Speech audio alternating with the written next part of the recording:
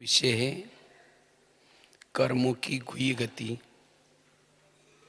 क्योंकि हम सभी का लक्ष्य है कर्मातीत बनना, अशरीरी बनना, विदेही बनना, सदा सोमान में स्थित रहना। जीवन हमारा सदा सहनशीलता, नम्रता, मधुरता आदि आदि गुणों से ओतप्रोत रहे, भरपूर रहे। ये हमारा लक्ष्य है, जिसको बाबा कहते बाप समान। जैसे बाबा दया का सागर, शांति का सागर, अपकारी पर भी उपकार करता है, ये बाबा के गुण हैं। वैसे हमें भी बनना है, लेकिन इस सब के लिए और सभी बातों के साथ साथ कर्मों की घुई गति का ज्ञान भी जरूरी है। आज हमें ड्रामा का ज्ञान हुआ। वर्तमान समय संगम युग चल रहे हैं, श्रेष्ठ युग है। ये सब ड्रामा के ज्ञान के साथ भी कर्मों का ज्ञान भी जरूरी है। अगर सब कुछ हम आत्मा हैं, अब परम धाम जाना है, अशरीरी बनना है, विदेही स्थिति में रहना है, ये ज्ञान होने के साथ अगर कर्मों का ज्ञान हमें नहीं है, ये कभी कभी हम कर्म गति की गहराई को भूल जाते हैं। तो जो हमारा ये लक्ष्य है अशरीरी बनना, विदेही बनना, बाप समान बनना, इसके अंदर विघ्न आ सकते हैं। चाहते हुए भी हम उस स्थिति में नहीं रह पाएंगे। क्योंकि अगर जिसको कर्मों का ज्ञान नहीं है, कुछ जीवन में परिस्थिति आती है, बातें आती है, उसे में न चाहते हुए भी संकल्प चलेंगे, ये ऐसा क्यों हो रहा है, ये मेरे साथ ऐसा क्यों होता है।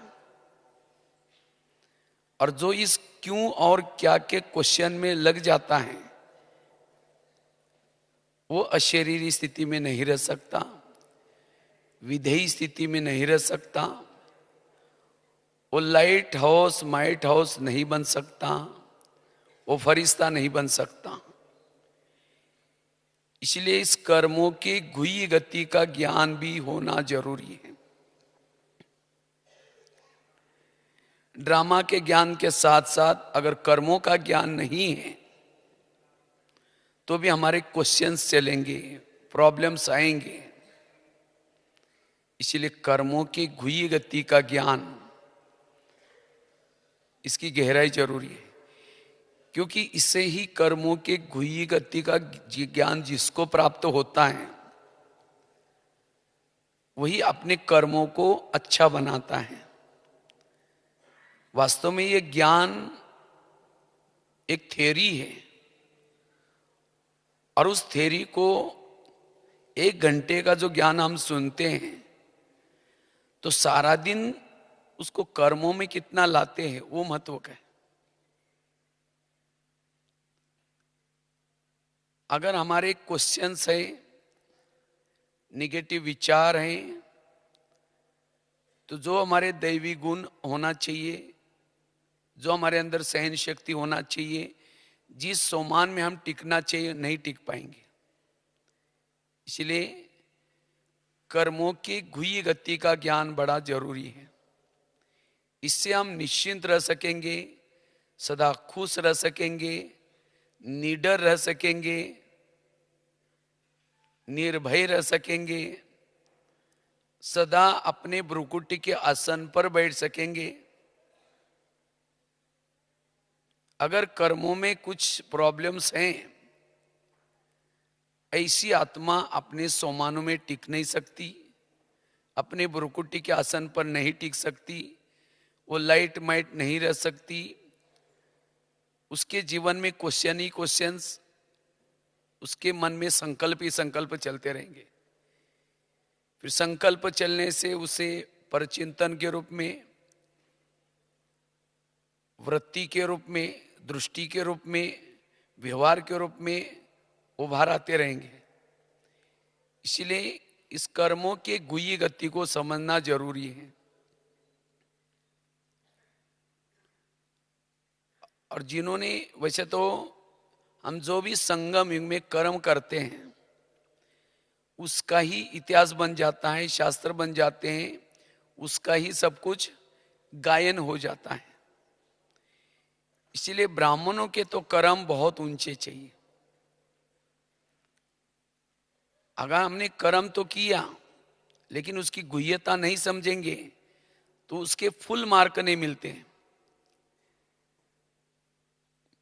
हर कर्म के फुल मार्क लेना है तो कर्मों को समझ करके चलना जरूरी है। जैसे हमने अमृत वेला किया लेकिन उस अमृत वेला को विधि से नहीं किया तो कर्म करने के बाद भी उसके फुल मार्क नहीं मिलते। मुरली तो सुनी लेकिन उसको विधि से नहीं सुनी, उस कर्म के फुल मार्क नहीं मिलते। इसीलिए हर कर्म विधि पूर्वक करना, उसका फुल हमें फायदा होता है। इसीलिए बाबा कहते हैं कि बच्चे रोज अपना चार्ट चेक करो। ये नहीं सोचो कि आज बुरा तो नहीं किया, ये तो नहीं किया, लेकिन श्रेष्ठ कितना किया। क्योंकि बुरा तो नहीं किया लेकिन अच्छा करेंगे तभी जमा होगा। और संगम युग में हमें जमा करने का युग है।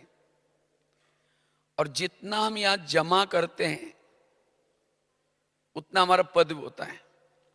ये सब पूरा ऑटोमेटिकली कर्मों की मशीनरी है। जैसे आजकल दुनिया में सब पूरा काम सॉफ्टवेयर से चलता है ऑटोमेटिकली, इसी तरह यहां भी सब पूरा ऑटोमेटिकली ईश्वरी मशीनरी है। जो करता है उसका जमा होता है, जो गलत करता है उसका घट जाता है। ऑटोमेटिकली मशीनरी चलते हैं। जो करेगा सो भरेगा, जो करेगा उसको ही मिलता है। इसीलिए कभी कभी हम कर्मों को भूल जाते हैं। लगता है कि हमें ना कोई पूछने वाला है ना कोई देखने वाला है, जितना चाहे कुछ।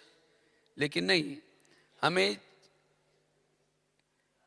कर्मों को समझ करके अगर मैं अच्छा कर्म करूंगा तो मुझे मिलेगा। इसीलिए बाबा कहते बच्चे इस कर्मों की गुह्य गति को समझ करके चलो। और ब्राह्मणों के जो कर्म है उस कर्म तो हमें अच्छा श्रेष्ठ कर्म किया एक का 100 गुना 1000 गुना मिलता है। लेकिन उतना ही अगर एक कोई गलत किया तो 100 गुना 1000 गुना कट भी जाता है। लेकिन हम याद कितना करते हैं? जो श्रेष्ठ कर्म करते हैं वही याद रखते हैं, लेकिन हमारे से जो गलतियां होती हैं वो याद नहीं रखते। और इसीलिए कभी कभी हम अच्छा करने के बावजूद भी फिर भी कभी कभी लगता है इतना बोझ, इतना खुशी नहीं, इतना सब। क्योंकि हम छोटा सा अच्छा तो कर लेते हैं लेकिन गलतियां ज्यादा ही कर लेते हैं, इसीलिए कट जाता है। इसीलिए बाबा कहते बच्चे अपने कर्मों पर ध्यान दो। क्षुद्रपन से किया था वो अलग बात है, वैश्य में किया था वो अलग बात है। लेकिन अब हम ब्राह्मण हैं, ब्राह्मणों के जो कर्म है उस कर्म में थोड़ा भी कुछ गलत करते उसका कई गुना कट जाता है। इसीलिए बाबा कहते बच्चे कर्मों की गुह्य गति को याद रखते पुरुषार्थ करो। उसका महाभारत में एक बहुत सुंदर एक दृष्टांत बताते हैं। जब पांडव बड़े हो जाते हैं, कौरव भी बड़े हो जाते हैं, तो सबको लगता है कि अब राजकुमार किसको बनाए जाए, दुर्योधन को या युधिष्ठिर को। तो सभी कहते हैं भी योग्य है उसको ही राजकुमार बनाए जाए। तो सभी सोचते हैं योग्य कौन हो सकता है इन दोनों में से। तो उनकी अचानक परीक्षा ली गई। एक जगह पर सभा चल रही थी, पांडव कौरव उसमें बैठे थे। तो अचानक उस सभा के अंदर 4 लोगों को पकड़ करके लाया। उनके गले बांधे थे काले कपड़े से, और सबसे पहले ही दुर्योधन को चांस दिया, कहा कि अगर तुम भविष्य में राजकुमार बनोगे, तुम्हारे सामने ऐसी कोई केस आएगी, तुम उनको क्या सजा दोगे? इन चारों ने मिलकर के एक व्यक्ति को मार दिया है, मर्डर किया है।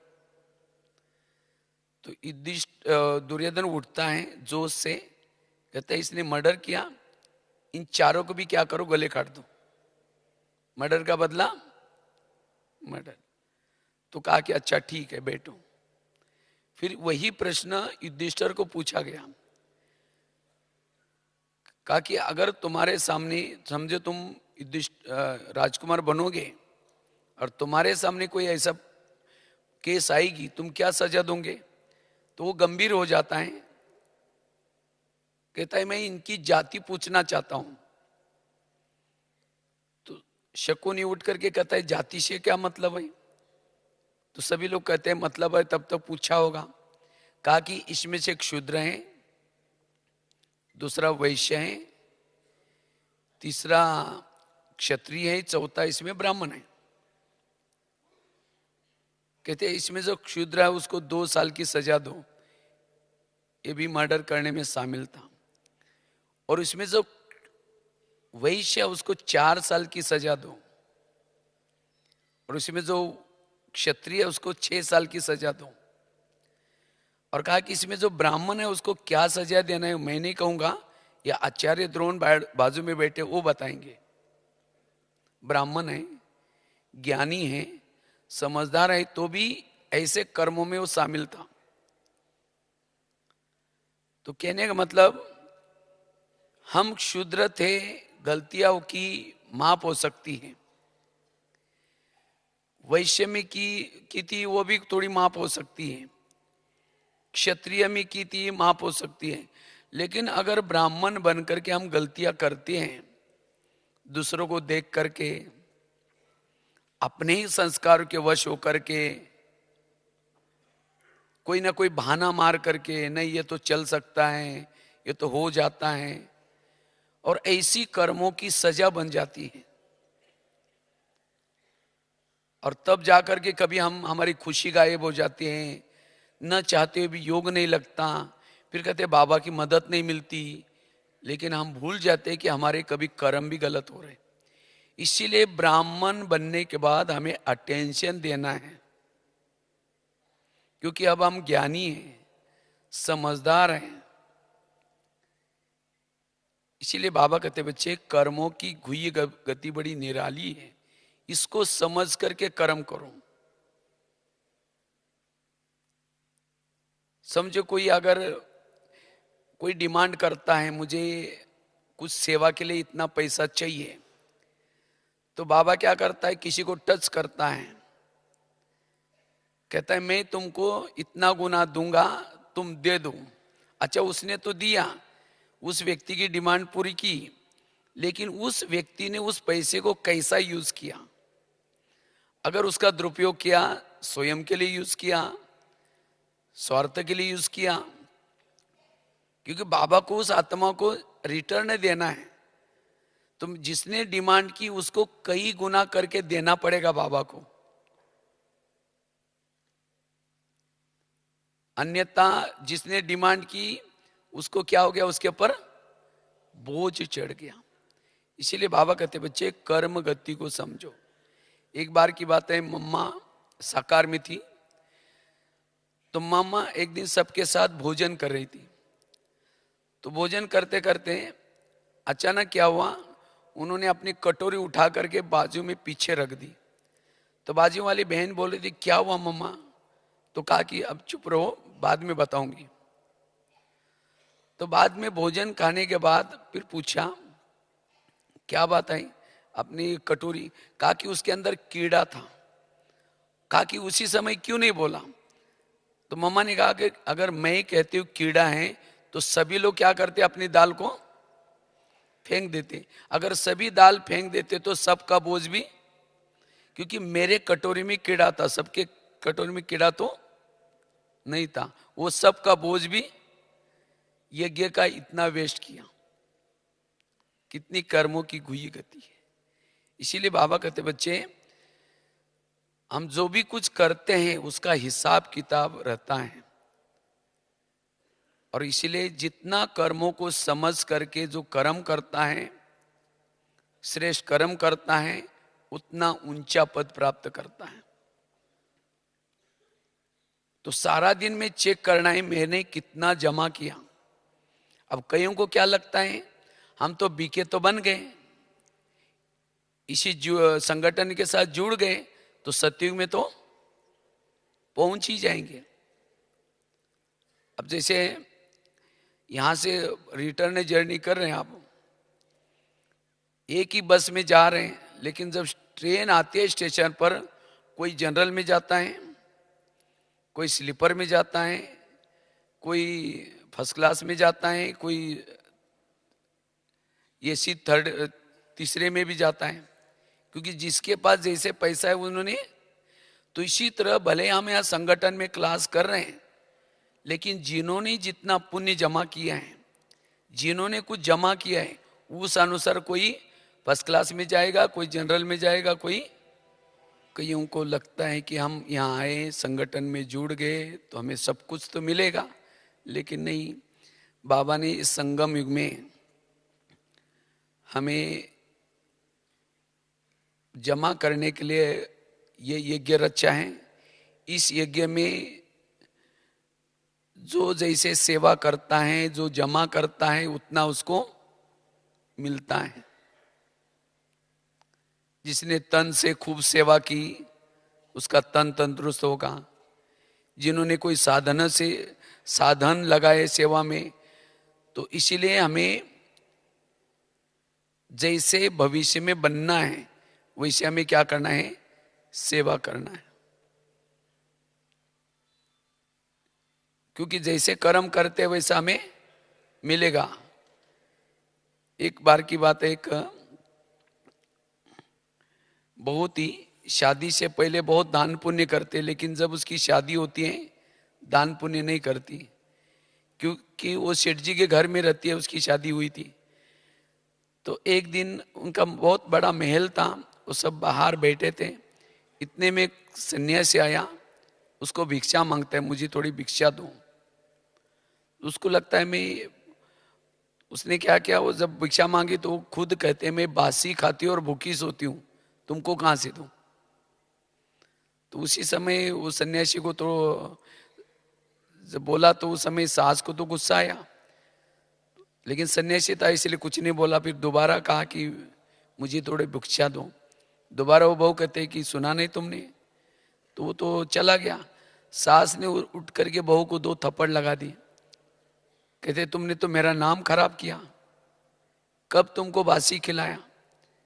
कहते मैं हाँ रोज बासी खाती और भूखी सोती हूँ। कहते आज मेरी शादी इतनी अच्छी सेठ जी के घर में हुई है, ये तो मेरे पिछले जन्मों के पुण्य का यह फल है, इसीलिए मैंने कहा बासी खाती हूँ। और भूखी सोती हूँ अर्थात अगले जन्म के लिए मैं कुछ भी नहीं कर रही हूँ, इसलिए मैंने कहा भूखी सोती हूँ। इसी तरह आज हमें इतना बाबा की ये पालना मिल रही है, इतना तरावटी माल रोज खजाना मिल रहा है मधुवन से यहाँ। तो ये सब अनेक जन्मों में हम जो कर्म बोए थे, कर्मों के बीज भक्ति के रूप में दर दर में भटके थे, उपवास किया था, व्रत किया था, उसी का फल आज ये पालना मिल रहे। तो कौन सा खा रहे हैं, पिछले जन्मों का खा रहे हैं। लेकिन अगर ब्राह्मण बन करके कुछ बोया ही नहीं, कुछ किया ही नहीं, तो भविष्य के लिए कैसे सो रहे, भूखे सो रहे।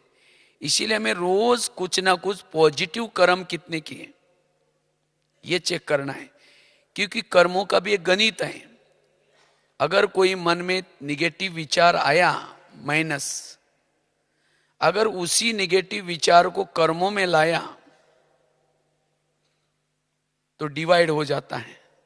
अगर कोई पॉजिटिव विचार मन में आया प्लस हो गया, अगर उसी पॉजिटिव को कर्मों में लाया तो मल्टीप्लाई हो जाता है।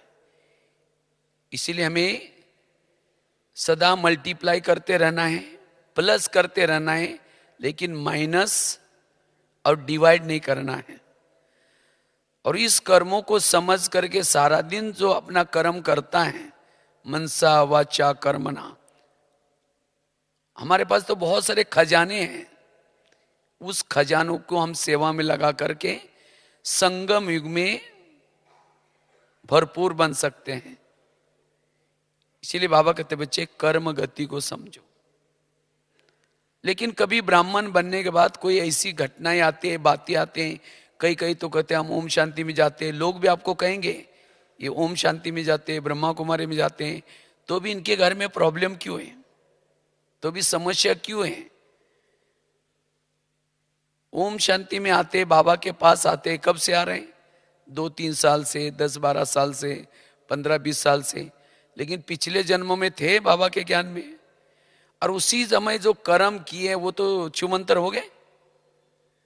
तो अगर बाबा के ज्ञान में चलते हैं तो भी कोई प्रॉब्लम्स आते हैं, समस्या आते हैं, तो ये मेरे पिछले जन्मों के कर्मों का हिसाब है। इसीलिए ऐसे समय पर भी हमें अपने संकल्प ना चलाना है। कईयों को लगता है ये ज्ञानी होने के बाद फिर भी ऐसा व्यवहार करता है। ये सब हमने भी कभी पिछले जन्मों में उस व्यक्ति के साथ कभी राजा बनकर के किया होगा, कभी अपने राजाई से उसको निकाला होगा।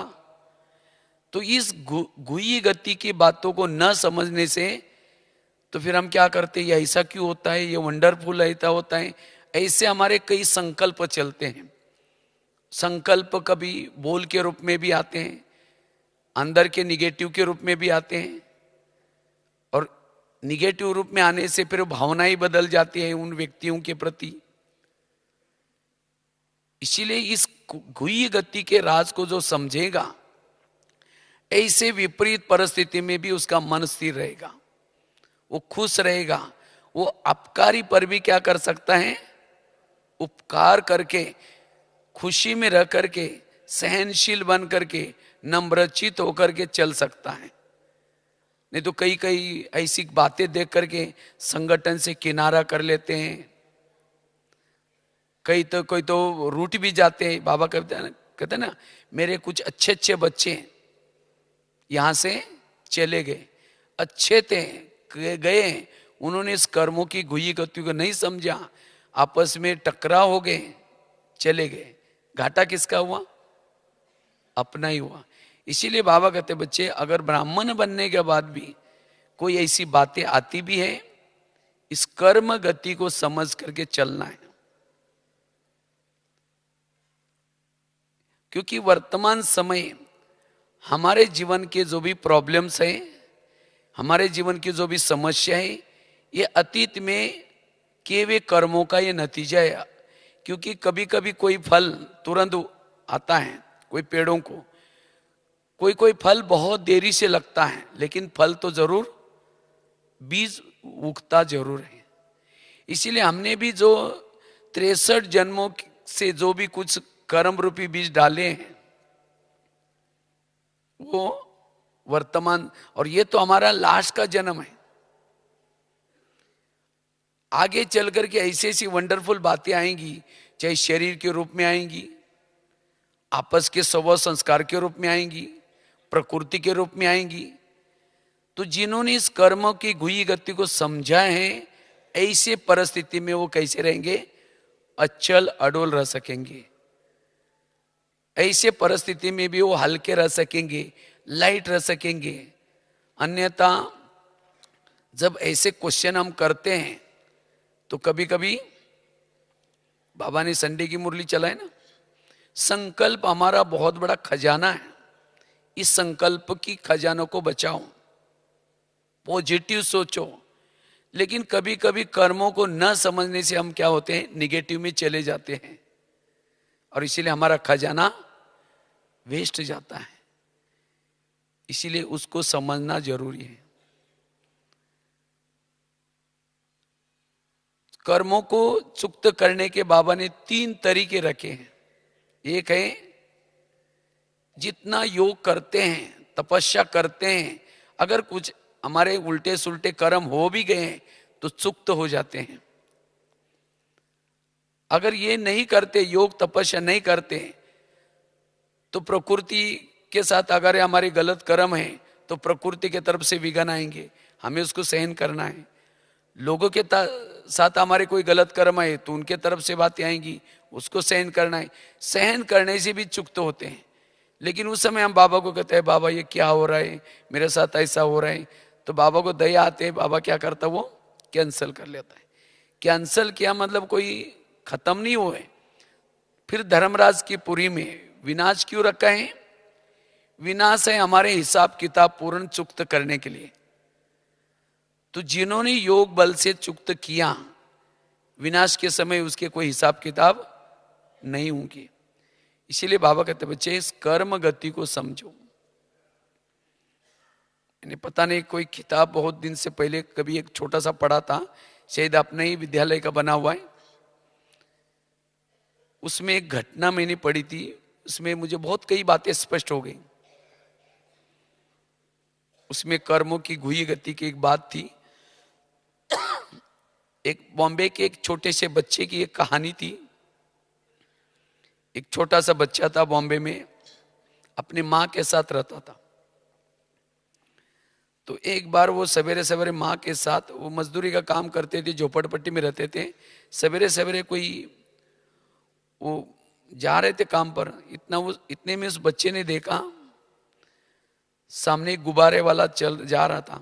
तो उस बच्चा क्या करता है, वो दौड़ करके गुब्बारा लाने के लिए जाता है। हाईवे था, तो माँ को लगा इसको कुछ हो ना जाए, इसलिए माँ क्या करते है उसके पीछे दौड़ती है। तो इतने में कार आई, उसने टक्कर लगाई, वो माता खत्म हो गई उसकी। तो उस बच्चे ने देखा मेरी चंचलता के कारण मेरी माँ ने प्राण गंवाया।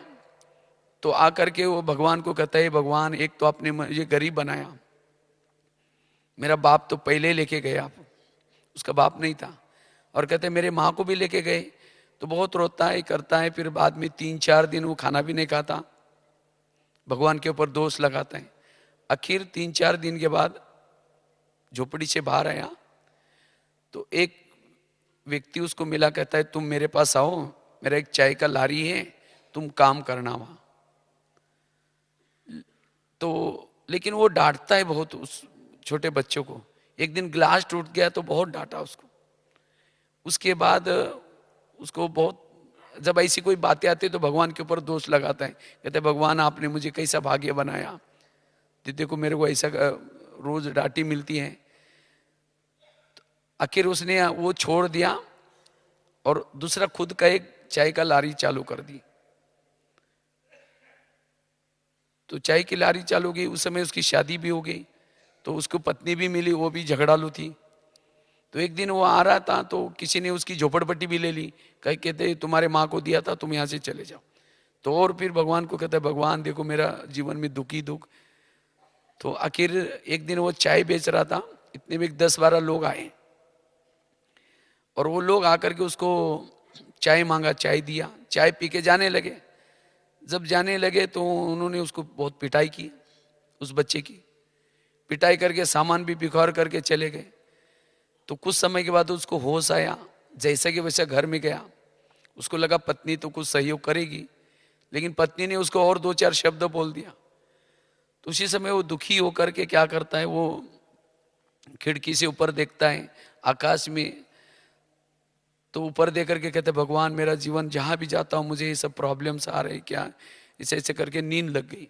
तो रात को 3-4 बजे उसकी नींद खुली, खिड़की से आवाज आता है बेटा उठो, बेटा उठो। तो उस समय उसकी नींद खुली। कहता है कौन है आप? कहते मैं तुम्हारा पिता हूं। कहते मेरा पिताजी? वो तो पहले ही शरीर छोड़ा हुआ है। कहते मैं तुम्हारे आत्मा का पिता हूं, परमात्मा। कहते भगवान मैं आपसे बात नहीं करूंगा, आपने तो मेरे को जीवन में कितना दुख दिया है, ऐसे ऐसे बोल। तो आवाज आता है कि बेटा ये सब मैंने कुछ नहीं किया, ये तुम्हारे ही पिछले जन्मों के कर्मों का हिसाब है, मैंने कुछ नहीं किया, चलो मैं तुम्हारा पिछला जन्म दिखाता हूं। तो उस बच्चे का उंगली पकड़ करके परमात्मा ने क्या किया, उसको पिछले जन्म लेके गए। जब पिछले जन्म एक लेके गए तो एक महल के पास लेके गए। तो बच्चा कहता है भगवान ये आप तो मुझे पिछला जन्म दिखाने वाले यहाँ कहाँ लाए? ठहरो बोला दिखाता हूँ। तो देखा था एक कुछ कैदी थे, उनको सिपाही क्या कर रहे थे, मार रहे थे। तो उसी समय वो बच्चा कहता है वो भगवान को, भगवान ये इनको क्यों मार रहे हैं? कहता है इनके राजा ने इनको क्या किया, ऑर्डर किए। कहता है राजा इनको दया भी नहीं आती? कहता हाँ राजा तो है ही ऐसा। लेकिन भगवान ने कहा ये पता ये कौन है, ये लोग जो कैदी लोग, जिनको कहा कि जिन लोगों ने तुमको रात को 12 जो मारा था, तुम्हारा सामान बिखोर दिया था, उन लोगों का पिछला जन्म है। फिर कहता है तो हाँ फिर तो मारना चाहिए, बड़े खराब थे, अभी भी मुझे दर्द हो रहा है, इतना मारा है उन्होंने। तो आगे गया तो राजा मदिरा पी रहा था और कुछ ग्लास मंगवाए थे इस बच्चे से। तो बच्चा थोड़ा लेट आया, राजा उसको इतना डांटता है, इतना डांटता है। तो बच्चा कहता है भगवान ये क्यों करता है? बोला हाँ राजा है जैसा। तो भगवान ने कहा ये पता है ये बच्चा कौन है? जी चाय वाले ने तुमको डांटा था, ग्लास टूटते समय रोज डांटता था, उसका ही पिछला जन्म है। कहता अच्छा, इसलिए मुझे। फिर आगे गए तो कबीर कहता है तो बहुत डांटना चाहिए। फिर आगे गए तो एक कोठड़ी के अंदर एक कैदी जिसको बेड़िया डाल करके उसका पूरा हड्डी हड्डी दिखाई पड़ रही थी। तो बच्चा कहता है भगवान ये कौन है? कहा कि ये राजा का बड़ा भाई है। कहता अच्छा इसके साथ, भाई के साथ भी ऐसा क्या? कहता हाँ राजा तो ही ऐसा। कहता है ये बड़ा भाई उसका राजा बनने वाला था, लेकिन ये छोटे भाई ने, अभी जो राजा है, उसने इसके ऊपर देशद्रोही का आरोप लगाया और उसको अंडरग्राउंड में रख दिया, प्रजा को किसी को पता नहीं, और बेड़िया डालकर रखा है। कहता राजा ऐसा अपने भाई को भी नहीं छोड़ा। लेकिन भगवान ने कहा ये पता है कौन है? तुम्हारे पत्नी का यह पुनर्जन्म है। कहता है अच्छा इसीलिए मेरे साथ वो झगड़ा करती है। तो इसका मतलब भगवान ने कहा कि राजा कौन थे जानते हो? तुम्हारा ही पिछला जन्म राजा का था। तुमने राजा बनकर इन लोगों के साथ क्या किया? ऐसा ऐसा किया, और इसीलिए वो लोग अभी तुम्हारे साथ। तब वो बच्चा कहता है भगवान मैंने तो आपके ऊपर बहुत आरोप लगाया, मेरे से गलती हो गई, मुझे माफ करना। इतना ही नहीं, भगवान ने कहा कि तुमने राजा बन करके अपने अधिकार का दुरुपयोग करके कई झोपड़पट्टियां जलाई, कई माँ के गोद को सुना कर दिया, बच्चों को मरवा दिया, और जिसका फल आज तुम गरीब बने हो और ऐसे बने हो। तो कहने का मतलब इस घटना से हमें सिद्ध होता है हमारे जीवन में जितने भी कुछ प्रॉब्लम्स आते हैं, ये प्रॉब्लम हमारे ही कोई पिछले जन्मों के किए हुए कर्मों का फल है। इसीलिए उसको सोच करके, किसी को सुना करके, चिल्ला करके, जैसे आकाश में थूकने से थूका का आता है, अपने मुंह पर आता है। इसी तरह ऐसे बातों को सोचना मतलब संगम युग का समय बर्बाद करना। इसीलिए बाबा कहते बच्चे इस कर्मों के घुई गति को समझ करके चलना है, और जो इसको समझ करके चलता है वो ड्रामा को समझने के बाद, नहीं तो कभी कभी ड्रामा को समझ करके भी क्या करते हैं, ये क्यों हुआ, ये मेरे साथ क्यों हुआ। और ये सब ड्रामा में जो विपरीत घटना भी आती है, इस घटना को जो पॉजिटिव रूप में लेता है, इसी घटना से उसका कल्याण है। ये सब ऐसी घटना में उपराम बनाने के लिए आती है। इसीलिए अगर हमें साक्षी अवस्था में रहना है, अपने संकल्पों को बचाना है, अपकार पर भी उपकार करना है, सहनशील बनना है, इस कर्म गति के राज को समझ करके चलना है, ताकि हम सोमान में स्थित रहे, सदा लाइट हाउस माइट हाउस बन करके रहे। क्योंकि हर आत्मा के अपने अपने कर्मों के हिसाब किताब है, और इस कर्मों के हिसाब अनुसार कई कहते नहीं नहीं इस दुनिया में तो अन्याय होता है, भगवान के घर में भी कई सोचते हैं अन्याय होता है, लेकिन नहीं, इस चाहे कलयुग हो चाहे कोई भी युग हो, ये कर्म क्षेत्र है। इस कर्म क्षेत्र में जो बोता है वही काटता है, जो करता है वही बढ़ता है। अगर ऐसा चल भी रहे हैं तो भी, जैसे आजकल नोट बंद हो गए ना, इसी तरह ऐसे कर्म वाले ये सत्युग की दुनिया में नहीं चलेंगे। वहां पूरा पॉजिटिव कर्म, पॉजिटिव, सदा जो पॉजिटिव वाला है वही चलता है। इसीलिए बाबा कहते बच्चे कर्मों को समझ करके चलो और सदा अच्छे कर्म करो। नहीं तो कई कहते हमारे घर के पास इतना भ्रष्ट व्यक्ति है, इतना गलत काम कर रहे हैं, तो भी क्या कर रहे हैं, भगवान तो इसका ही घर भर रहे हैं। अगर हम ईमानदार रहेंगे, सच्चे रहेंगे तो हम बहुत पीछे रह जाएंगे। इसीलिए हम भी कुछ गड़बड़ करना शुरू करते। अगर गड़बड़ करेंगे उसका फल भी वही मिलेगा। इसीलिए हमें सत्यता का मार्ग जो चुना है, कहते हैं ना भगवान के घर में देर है लेकिन अंधेर नहीं है।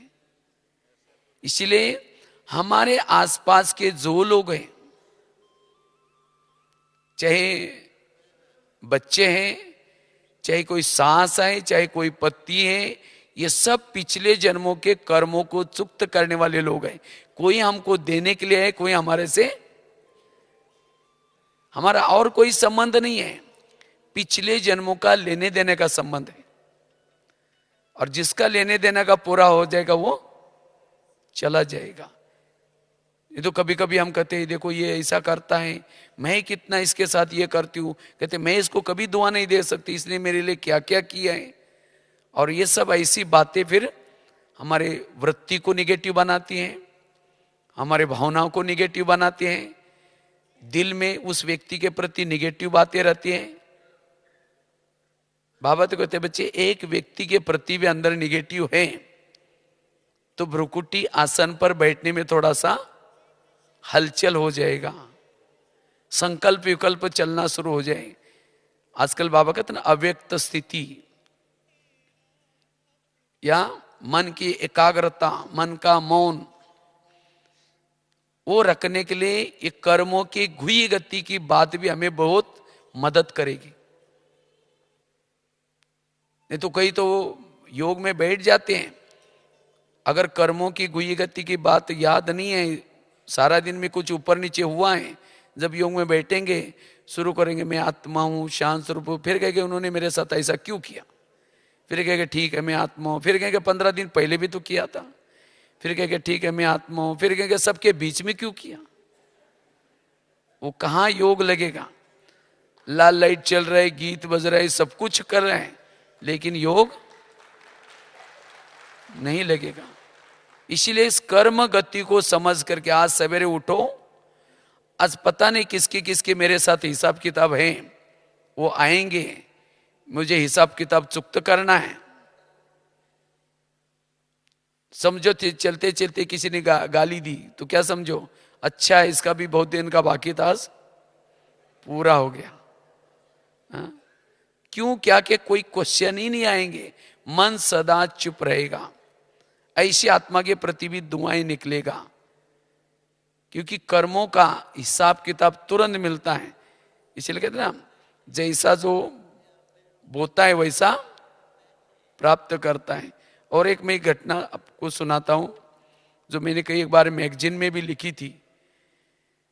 एक बार आगरा में एक पति पत्नी रहते थे, बहुत गरीब थे। उनके पास एक मेहमान आया था, वैसा वो मेहमान दिल्ली में खरीदारी करने के हिसाब से आया था, लेकिन जब वो दिल्ली में आया तो दुकान बंद थे। तो उस व्यापारी को लगता बैठे बैठे मैं क्या करूं, मैंने कभी आगरा गया नहीं, देखा नहीं, चलो मैं आगरा घूम के आता हूं। तो व्यापारी आगरा गया, सारा दिन उसने घूम के देखा, लेकिन रात को उसको सोने का प्रॉब्लम हो गया। जिस होटल में रहता था, जहां भी वो गया, सब कहते भाई हमारे होटल बुक है। अब उसको लगता रात को कहाँ सो जाऊं, बैग में इतना करोड़ रुपए पड़े हैं, कहीं बस स्टैंड पर जाओ, कहीं स्टेशन पर जाओ, चोरी हो जाएगा, अगर कहीं वहां सो जाओ तो ओपन में। तो उसको अचानक याद आई, गरीब पति पत्नी उनके पास चला गया, जाकर के खाना खाया, बातें की, सब कुछ की, लेकिन सोने से पहले उसने अपनी बैग खोली। जब बैग खोली तो गरीब की पत्नी की नजर बैग में गई, देखा इसके पास 50 के, 100 के, 500 के बहुत सारे बंडल हैं। अगर उसको लगता है 2-4 बंडल भी हमको मिल जाए तो हमारी गरीबी दूर हो जाएगी। रात भर उसको नींद नहीं आई, 12 बजे बाहर गई, बड़ा सा पत्थर लाया, सीधा उस मेहमान के सिर में मार दिया, उसका तो मर्डर हो गया। पति की नींद खुली। पति कहता ये क्या हो गया? कहता अब हमारी गरीबी दूर हो गई। कहा कि ये बात किसी पुलिस वालों को पता चलेगा, लोगों को पता चलेगा। कहा कि किसी को पता ही नहीं चलने देंगे, अब इसको जमुना नदी में डाल देते हैं। रात को 2 बजे उस मुर्दे को क्या क्या, पीछे जमुना नदी थी उसके अंदर डाल दिया। किसी ने नहीं देखा। तो वापिस आए, जो घर में खून लगा था रातों रात उसको साफ किया। तो उन्होंने खून के दाग तो मिटाए, लेकिन कर्मों में पड़े हुए दाग कोई मिटा। इसलिए भजन है ना, कर्म का लेका मिटे न रे भाई, लाख करे कोई कितना भी चतुराई करें, कर्म व्यक्ति की पीछा करते हैं। इसलिए कहते हैं ना, किसके झोले में कांटे हैं तो किसके झोले में फूल। कोई कारण होगा रे, कोई बांटने वाला एक है लेकिन कारण। अब यहां भी पढ़ाने वाला एक, फिर भी नंबर 1 क्यों बने? नंबर वार कर्म। आखिरकार उन्होंने उसी पैसे से एक प्लॉट लिया, छोटा सा मकान बनाया, दुकान खोला, गहने बनाई, गाड़ी खरीद की। उनकी तो गरीबी दूर हो गई। लेकिन उनको कोई बच्चे नहीं थे, दोनों ही थे। तो कुछ साल के बाद उनको एक बच्चा हो गया, और एक ही था, खिलाया पिलाया उसको बड़ा किया। बच्चा कलेक्टर बनने वाला था, लेकिन कुछ कारण से उसको टाइफाइड हो गया। तो उनको लगता है कुछ ना हो जाए उसको। बड़े हॉस्पिटल में दिखाया, बहुत खर्चा हुआ, गहने बेचे, बच्चा ठीक नहीं हुआ। गाड़ी बेची तो भी ठीक नहीं हुआ। दुकान चालू किया, उसको भी बंद किया। उनको लगता है कि बच्चे को बचाना चाहिए, कुछ भी हो जाए। लास्ट में मकान भी बेचा। तो एक दिन वो बच्चा कहता है, पापा जी अपने को जो मिला था पैसा खत्म हो गया, मैं जा रहा हूं। बच्चा मर गया। तो बच्चा कौन था? जिसको मारा था वही अपना पैसा लेने के लिए। यह है कर्मों की हुई गति, यह है ऊपर वाले का डंडा। भले पुलिस वाले के डंडे से कोई बच सकता है, लेकिन ऊपर वाले के डंडे से कोई नहीं बच सकता। इसीलिए बाबा कहते, बच्चे अपने कर्मों को क्या बना दो? शुद्ध बना दो। तो ये क्यों सुनाया? अगर हम बीके बनने के बावजूद भी, आज कोई किसी का बच्चा शराबी है, बच्चा शराब पी के ये कर रहे हैं, तंग कर रहे हैं, और माँ बाप को ज्ञान होने के बाद, ड्रामा का ज्ञान, कर्मों का ज्ञान, कहते मेरी ये समस्या है, मेरे प्रॉब्लम है, बच्चे ऐसा कर रहे हैं। ये आपके पिछले जन्मों का कोई कार्मिक हिसाब वाला व्यक्ति है। हो सकता है आपने भी, अभी मैं पहले दिल्ली में रहता था, पांडववन में। तो पांडववन के बिल्कुल सामने रोहतक रोड। तो मेरी कभी कभी किचन की भी सेवा थी और नाइट वॉचमैन की भी थी। नाइट को मतलब रात को पहरा देता था। तो वहाँ रात को 9 बजे ट्रक जाने के लिए वहाँ परमिशन रहती थी। तो वहाँ एक ट्रैफिक पुलिस वाला आता था।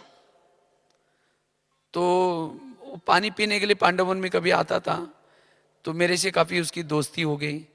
तो हम लोगों को कहता था, अरे आप लोग तो घर बार छोड़ के आए, देखो हम कितना पैसा कमाते हैं, देखो अब ये बैग खाली लाए, और रात को जब जाऊंगा तो आपको दिखाऊंगा, पूरी सवेरे 4 बजे तक फुल भर लेके जाऊंगा।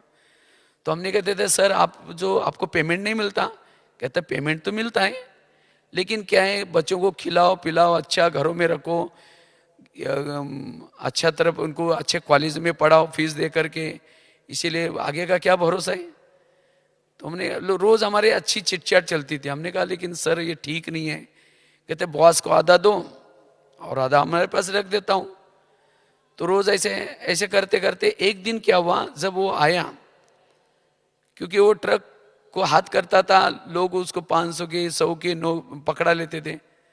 अब उनको लगता था मुसीबत से यहाँ से जल्दी निकल जाए, नहीं तो कागज ये है नहीं है, ये ठीक नहीं है, और ये करता था। तो एक दिन जब वो आया तो बड़ा नाराज उनका चेहरे पर मैं देखा। हमने कहा सर आज कुछ उदास लग रहे हैं।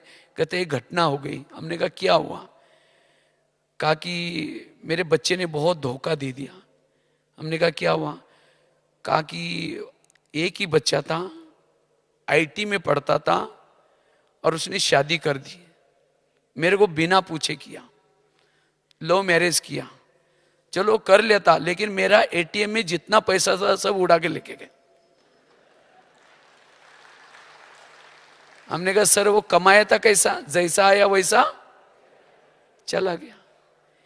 इसी तरह वास्तव में जो जैसा करता है वैसा उसको, इसीलिए बाबा कहते बच्चे कर्म को अच्छा बनाओ, जिसके कर्म, और यही हमारे साथ में जाएगा, बाकी कुछ भी नहीं जाएगा। और खास तो ब्राह्मण बन करके, हमें ब्राह्मण बनने के बाद भी कई ऐसे छोटे मोटे प्रॉब्लम्स आते हैं घरों में, संबंधों में, तो इस ज्ञान की कमी होने के कारण कभी हम उसके ऊपर दोषारोपण लगाते हैं, ये ऐसा करता है, फिर उसको परचिंतन के रूप में वृत्ति खराब करते हैं, और इससे हमारा टाइम वेस्ट हो जाता है।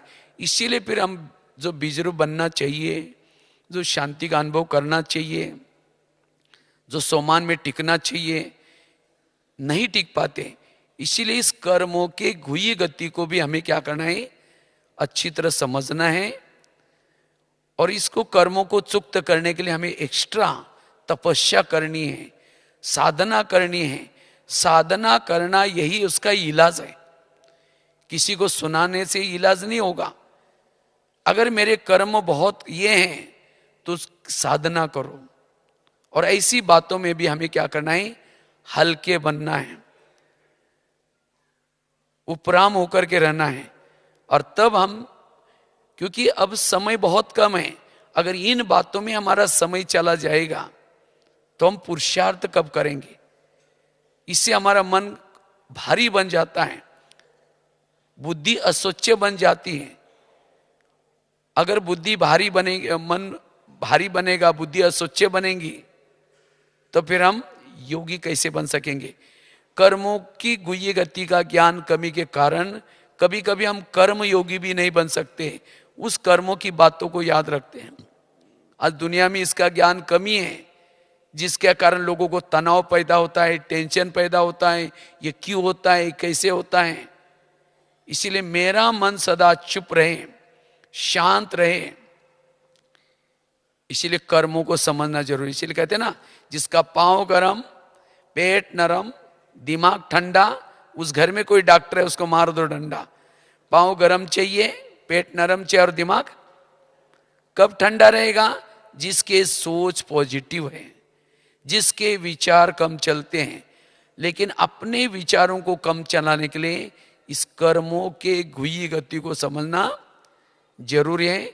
मेरे आसपास के जो लोग हैं, कोई सास के रूप में, कोई पति के रूप में, ये मेरे ही पिछले जन्मों का कार्मिक अकाउंट को चुकते करने वाला व्यक्ति है। इसीलिए उसकी कोई गलती नहीं, मेरा हिसाब किताब है। अपने मन को समझाओ, हे मन, ये मेरे हिसाब किताब है, तुम चुप रहो, तुम्हें सोचने की कोई जरूरत नहीं, तुम उसके जिम्मेवार नहीं हो। लेकिन मन कहता है ये क्यों करता है मेरे साथ, ये ऐसा क्यों करता है। मन ने क्यों क्या करके देहाभिमान में लाया। इसीलिए बाबा कहते बच्चे, इस कर्मों को समझ करके संगम युग में अब हमें श्रीमत रूपी बीज ही बोने हैं। मन मत वाला, परमत वाला बीज नहीं बोना, क्योंकि इतना दिन कड़वे बीज बो करके जिसके परिणाम देख लिया। अगर संगम युग में हम कड़वे बीज बोएंगे तो और ही हमारे जीवन में प्रॉब्लम्स आएंगे। इसीलिए बाबा कहते बच्चे, हमारे कर्म श्रेष्ठ तब बनते हैं जितना हम श्रीमत प्रमाण चलते हैं। इसीलिए हमें अपने कर्मों को महान बनाना है, अपने मन को चुप रखना है, और सदा लाइट हाउस माइट हाउस होकर के सदा खुश रहना है, सहनशील बनना है, अपकारी पर भी क्या करना है, उपकार करते हुए चलना है। ओम शांति।